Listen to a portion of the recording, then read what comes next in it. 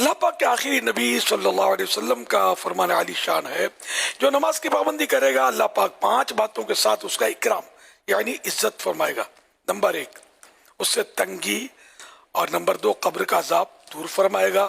Number 3 اللہ پاک نامہ اعمال اس کے سیدھے ہاتھ میں دے گا۔ نمبر 4 وہ پل صراط سے بجلی کی سی تیزی سے گزر جائے گا۔ اور نمبر 5 جنت میں بغیر حساب داخل ہوگا۔ اور جو سستی کی وجہ سے نماز چھوڑے گا اللہ پاک اسے 15 سزائیں دے گا، 5 دنیا میں، 3 موت کے وقت، 3 قبر میں، اور 3 قبر سے نکلتے وقت۔ دنیا میں ملنے والی 5 سزائیں: نمبر 1 اس کی عمر سے برکت ختم کر دی جائے گی۔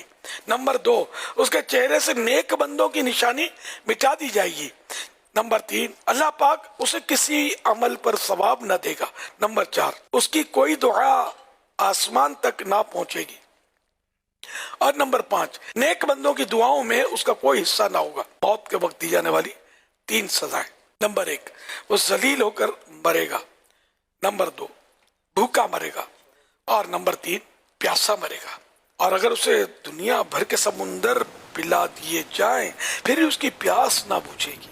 قبر میں دی جانے والی 3 سزائیں: نمبر 1 اس کی قبر کو اتنا تنگ کر دیا جائے گا کہ اس کی پسلیاں ایک دوسرے میں داخل ہو جائیں گی۔ نمبر 2 اس کی قبر میں آگ بھڑکا دی جائے گی، پھر وہ دن رات انگاروں پر الٹ پلٹ ہوتا رہے گا۔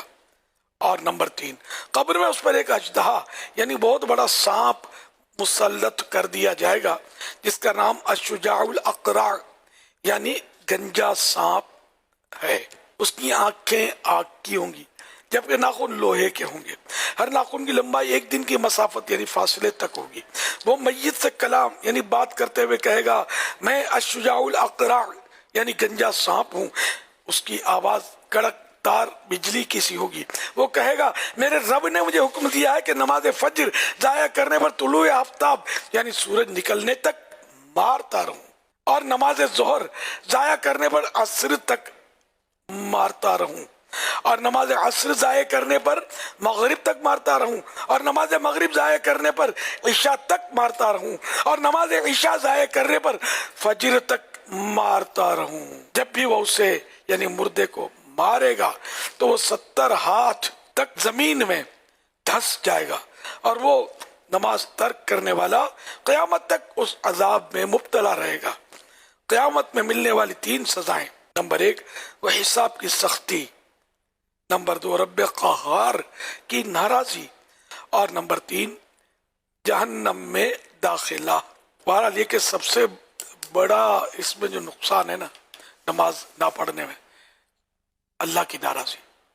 ساری سزائیں اپنی جگہ پر ہیں ویسے، لیکن اللہ کی ناراضی یہ سب سے بڑی سزا ہے۔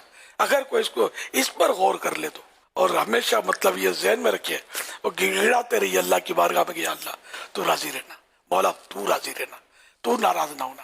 اگر رب ناراض ہوگا تو پھر بربادی مقدر ہے۔ اللہ پاک ہمیشہ کے لیے ہم سے راضی ہو جائے۔